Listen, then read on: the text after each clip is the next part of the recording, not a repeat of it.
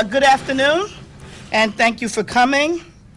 I am here with Police Commissioner James O'Neill, Chief of Department Terry Monahan, Chief of Patrol Rodney Harrison, Chief of Detectives Dermot Shea, Assistant Chief Jason Wilcox, and Inspector McCormick. As well as with me are my Trial Division Chief Teresa Gottlieb, Investigations Division Chief Gene Walsh, Homicide Bureau Chief Christine Skaisha, Narcotics and Gangs Investigation Bureau Chief Gary Hevner, Rikers Island Prosecution Bureau Chief Deanna Logan, and Assistant District Attorney Morgan Dolan. We are here to announce the indictment of 12 alleged Trinitarios members in the stabbing of the murder of 15-year-old Lesandro Jr.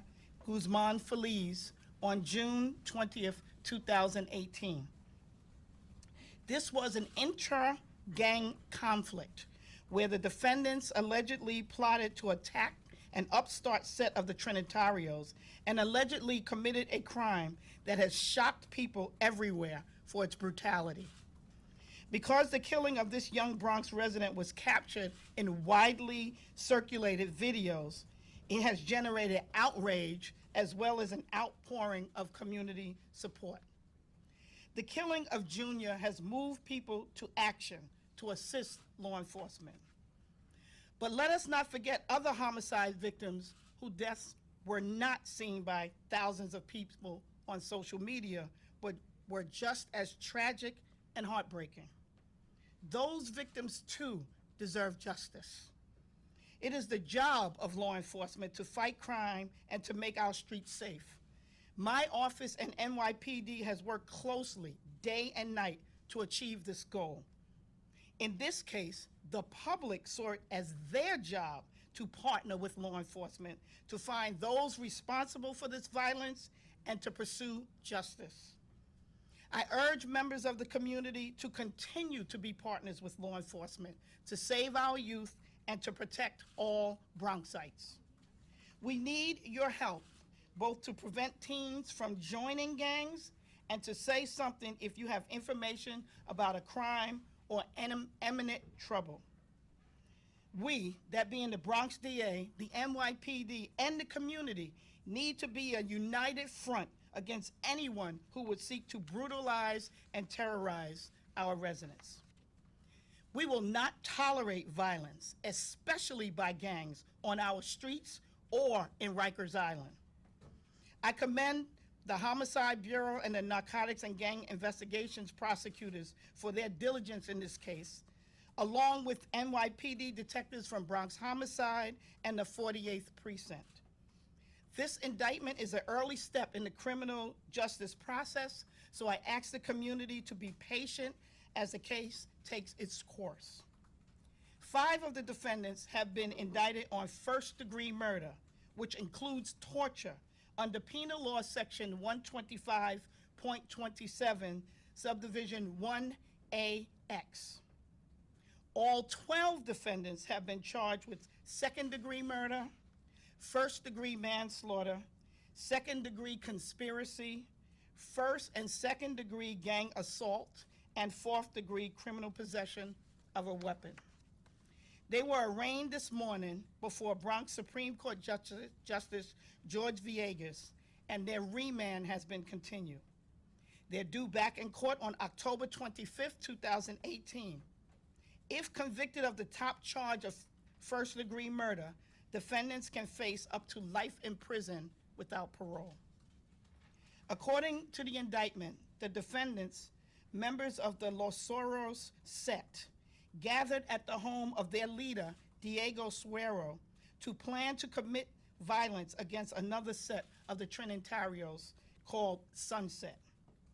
They allegedly drove to the territory of the Sunset Group, came upon Junior, and chased him into a bodega in the Belmont section of the Bronx, where he tried to hide.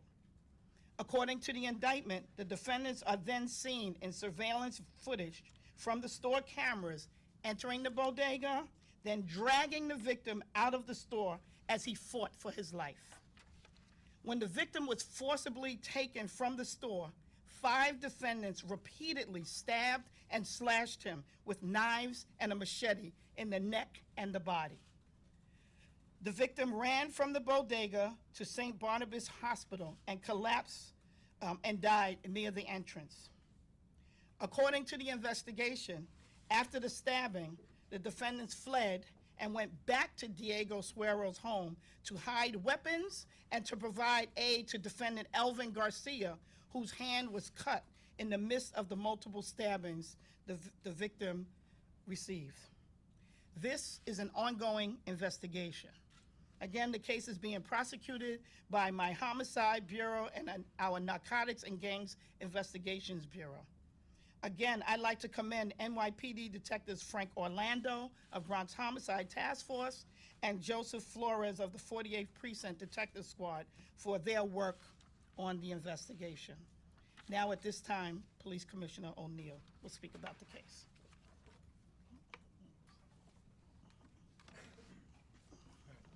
Thanks, Darcel. Good afternoon, everybody. And what you see up here is New York policing, New York law enforcement in 2018.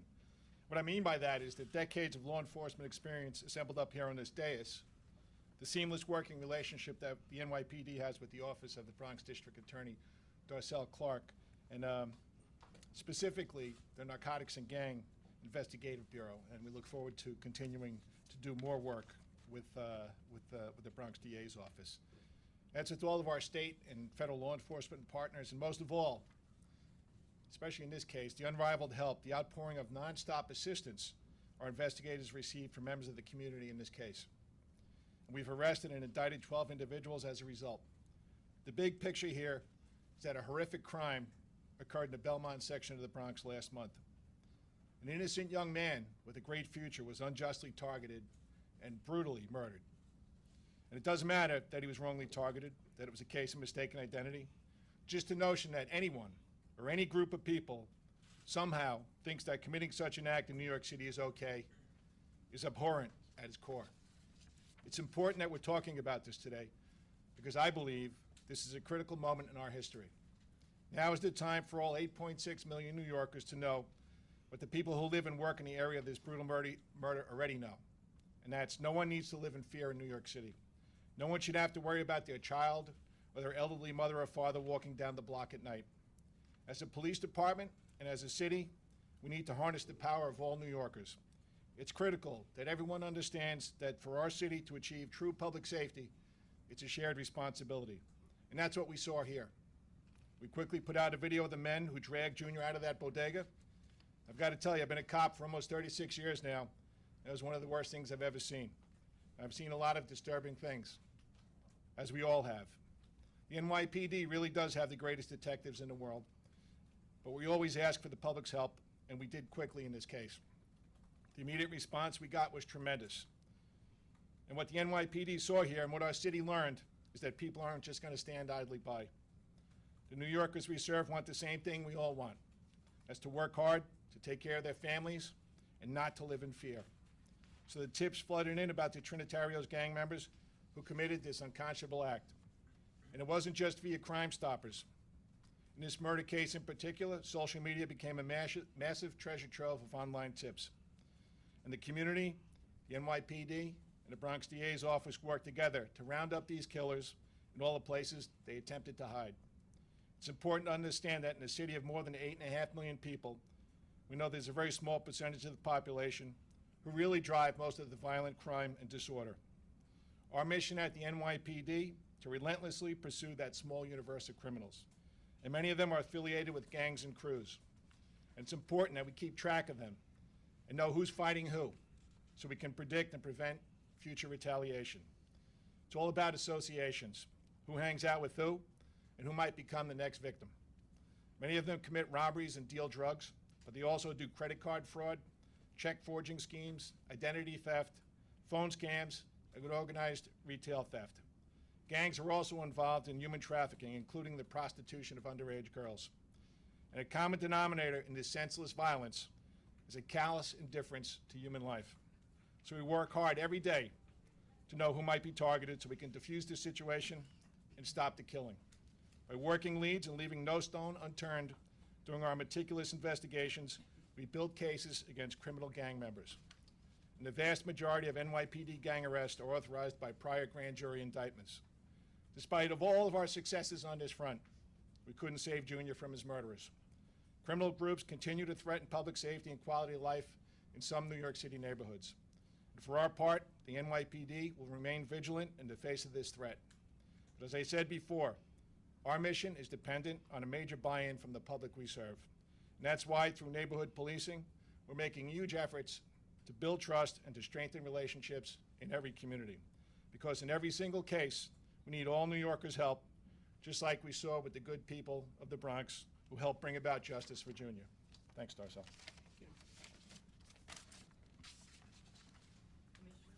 Thank you, Commissioner. We'll take your questions now. Yes, Ms. Clark and Commissioner, so much information was from social media, and it helped the detectives tremendously. There was probably also some misinformation, and so many people, thousands, were writing to us asking about this tape, a sex tape, and whether that had any part in what happened, if it was an act of retaliation. Can you say once and for all whether there was any tape involved in this case, outside of the surveillance we saw in the bodega? Right, outside of the surveillance, there was a lot of social media, and it took a lot of time to sort out a number of those things. But as far as we know, at this time, there was no relation to any sex tape to this particular case. That was said on social media. That has not been the information that we have in our case. What does the arrest of these 12 members mean for the gang? Will they be totally dismantled at this point, or will there be an ongoing effort to keep tabs on them? Well, there's all, you want to speak? Good afternoon. So this was one step, and clearly this was a very important step, and I couldn't thank enough the men and women of the Bronx DA's office for their help in this matter. But this is not the whole story here. Gang violence across New York City is going to continue to be targeted by the NYPD. The commissioner alluded to the predominant amount of violence that we see in New York City is still caused by gangs. Trinitario specifically, outside of this case, I can give you an idea of some of the things that are being done. We've arrested 79, that's 79 Trinitarios in the last month in New York City. The majority for felony charges. There's been warrant sweeps conducted for Trinitarios-related individuals. And there's ongoing cases that were ongoing before this incident occurred and will continue going forward. This was one significant case involving Trinitarios, but as I said before, we're going to continue to target not just the Trinitarios, but any street gang that is involved in violence in New York City. Commissioner, it seems that the gangs are fueling a lot of the violence, the serious violence in the city. People have asked whether there may be any review of policy in the stop, question, and frisk because of all the weapons that seem to be turning up on these street corners with the stabbings. There were 4 teenagers recently stabbed or shot in Brooklyn fatally. Yeah, I mean, despite the cases that we're speaking about today and the cases that have come up recently, you know, we're still, as of this morning, we're down 3 homicides and we're down 20 shootings citywide. So stop and question is a tool that will continue to be used. Certainly not at the levels it's been used in the past, but it's an important tool for the men and women in the NYPD to use to keep the streets safe. Going back to What? that Yeah, incident. Mark. What? I'm sorry. Yeah, going back to that incident, when Junior was walking, 2 questions. Do you guys know where he was going to or coming from? And when they came upon him in that car, did they come out of the car and attack him, or did they harass him from the vehicle?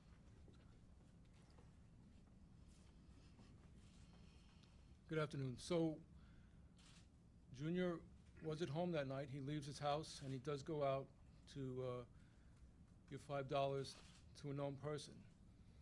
And as he's out coming back is when he's encountered by the cars and the suspects, and they engage him. They exit the car. He obviously sees the threat and begins running, and they engage the pursuit after him and catch him in the bodega. Back in? Yes, how do you address, if you're looking for more cooperation from people, and in this case you can receive it, but how do you address people who fear consequences from gangs, or gang members tracking them down, and perhaps that's why people I fully appreciate that sentiment, but let me just take this opportunity. Crime Stoppers, a tremendous tool that's been in existence for a significant amount of time, completely anonymous. Let me repeat that, completely anonymous. You can call up 577-TIPS. You can give the NYPD information 24 hours a day. You can even make money doing it. And many people turn down money and don't want money. They just want to give information. But completely anonymous, it will not come back to you. And I'd like to view it as the civic duty. It will go a long way to putting pieces together to really allow us to put pieces together and combat this crime. So do you think this is a turning point, this case? I mean, it is a particularly outrageous case. Do you think this is a turning point? I personally would like to think it is. And that word outrage, and the DA used the word outrage, and I couldn't echo it enough. I'd like to see a little more outrage about 5 to 7 miles south of here in Brooklyn, quite frankly. We've had in 3 days a 15-year-old, a 15-year-old, and a 16-year-old murdered on the streets of Brooklyn within about 2 miles of each other.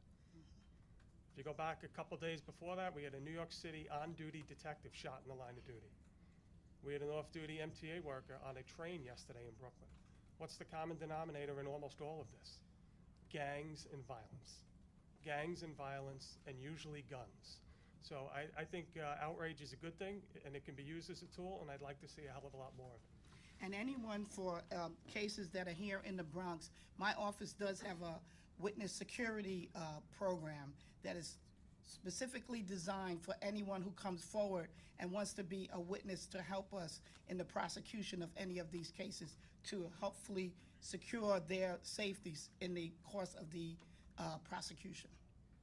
Will there be any charges leveled against, or can there be against the bodega owner or operator or the people in the store? Well, right now, we went after the primary targets, the ones that caused this violence, but the investigation is ongoing, and we're going to follow the evidence wherever it leads. So we are continuing to investigate all matters. Was this a conflict inside the Trinitarios meeting, or was there another gang involved? And if so, what was the other gang? The information we have that this was an intra-gang, so it was within the Trinitarios. Yes? Commissioner, you talked about the gang case being a critical tool in policing gang violence. How did the gang case play a part in, locating Trinitarios' territories and where the suspects ended up? Jeremy, you want to speak about that? Sure. As the DA mentioned, the different sets, it's all within this particular case, within the Trinitarios. So, for example, when we have information from a number of sources, including what we already know in our criminal group database, combined with what we know from debriefings and cooperators in other cases, and we start to put these pieces together. Faction Sunset is having a dispute with Soiree. Well, who's in Soiree? Where are they from? What area are they normally arrested in? And you start to pull these pieces together. To do it without that criminal group database would really be asking my detectives to fight crime with one eye closed and one hand behind their back. Have any of these 12 been arrested or considered involved in any other murders or other violent crimes before this? You're talking about 12 people. We can get back to you. There's a variety of, some have a number of arrests. Some have minimal arrest records, but we can get back to you with specifics. Yes, yeah. Is it clear why they believe Junior was their guy? And also, can you tell me what rank Diego Suero is, like in leadership? In terms of, as Chief Wilcox and I think the indictment mentions, Diego Suero, located in somewhat close proximity to that bodega, blocks away, a little more than blocks away, but in close proximity, was the leader of one particular set that is having an ongoing beef with another set of the Trinitarios. Okay, we don't know if he's like the highest ranking or. We're not going to get into that. Okay, and then do we know why they targeted Junior at all? Again, it's what we see in incidents that take place, and including this incident, is a meeting of the minds, if you will, to have retribution against a member of another group, and then they set out looking for a member of that group. But Junior was not a member. Correct, but what they believe at the time. You talk about the case, the investigation being ongoing. How sure are we that these 12 are it regarding the based on the information we have and the information we presented to the grand jury, we're pretty sure that these 12 are involved. But again, we're not going to stop looking. We will continue to look, and if other names of people or incidents come up, we will continue to investigate So those. is it possible that more than 12? It could be, wherever the evidence leads us, that's where we're going. Follow up to my candidate question. How did it play a role in deploying officers to Trinitarios territories or the rivals territories? And again, the database lets us know where they hang out, where the Soros that come from the 4-4 area. We know that the Sunset comes from the 5-2-4-8, so we know to deploy our officers in that area, be it the gang officers, patrol officers, and in light of this incident, we were able to flood those areas with uniform officers to prevent retaliation. More on the topic, please, guys. Oh, no, I just have actually a history question, which I think is relevant. Commissioner, you said it's a critical moment in our history, and I was around 30 years ago when Officer Edward Byrne was assassinated by the crack gang on a corner in Queens, and the police department went on an all-out mission to erase those crack gangs from the projects, from the street corners. Is this a similar moment to what happened back then with Yeah, Officer I mean, Byrne? certainly we don't have the levels of violence in 2018 as we did back in 1988. In 90, there were 2,200 homicides. Last year, there were 290. But I think this is an opportunity for all New Yorkers, and it can't just be the NYPD. It's got to be everybody in the city. It's the DA's office. It's the the Eastern District. It's all our federal law enforcement partners. More importantly, it's got to be all 8.6 million New Yorkers. That's the turning point that I'm looking for. And in this case, there was great help in making sure that we arrested these 12 subjects, and they were indicted this morning. But we have to do more. There are pockets of violence around the city. Crime has gotten better. Homicides and shootings are way down, but we can do more. And the only way I think we can do more is to make sure everybody's involved. Commissioner, if I may follow up with you. You talked about your years of seeing that, similar to what Mary just asked. Were you at all surprised that there was no code of silence, regarding this, that a lot of times can prevent, the outcomes that you're looking at now because people are afraid to talk? That just from a good old-fashioned cop level, were you surprised that there was no code of silence? No, in this case, no. I mean, if you just looked at the sheer brutality, I mean, if you haven't seen that video, everybody in New York City should watch that. And this is what these gangs and crews are capable of. So, no, I wasn't surprised. I wasn't surprised. the back, please. Yeah. A lot of questions from the public in regards to an additional suspect from the public, based on reports they read. Is there any accuracy to those questions? Yeah, we're not going to get into the details of that. As Darcel said, and Dermot, this case is still under investigation. Great, thanks, Okay. guys. We can take a